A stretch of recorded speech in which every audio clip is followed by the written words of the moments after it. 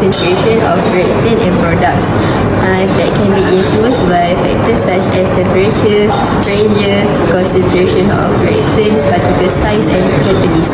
In this experiment, we will be observing the rate of reaction by mixing the solution of baking soda solution and calcium chloride solution to see how temperature affect the speed of the reaction.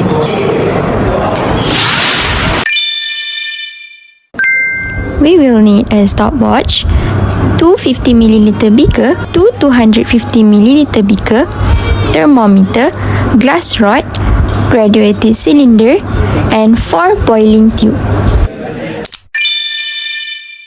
First, we will prepare our reactants. Add 2 grams of baking soda into beaker X and 2 grams of calcium chloride into beaker Y.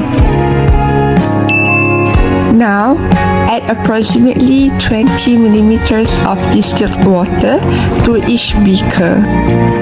Swirl them thoroughly until the solids are completely dissolved.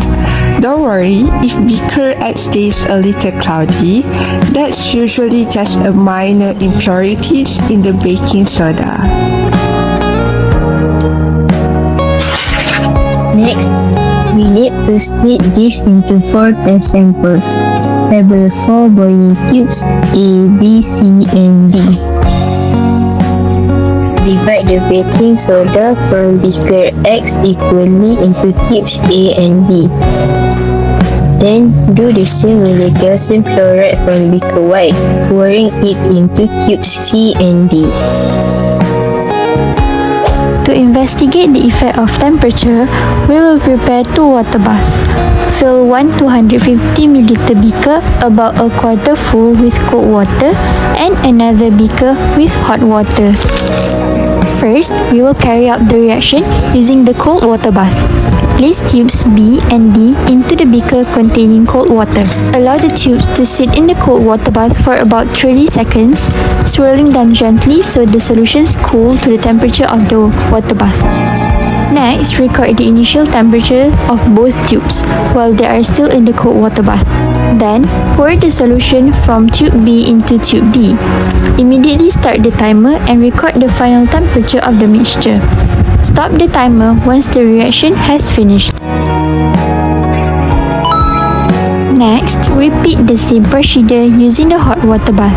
Place tubes A and C into the hot water and allow them to warm for about 30 seconds, swirling gently. Then pour the solutions from tube A into tube C. Start the timer immediately and record the final temperature once the reaction is complete. Record your data and let's analyze the results. This experiment demonstrates how temperature affects the rate of reaction. From our results, we can observe that higher temperatures increase the reaction rate.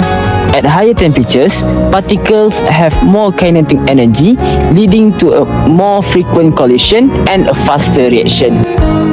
To ensure reliable results, we measured all materials carefully, started the timer immediately after mixing, and handled the hot water bath safely.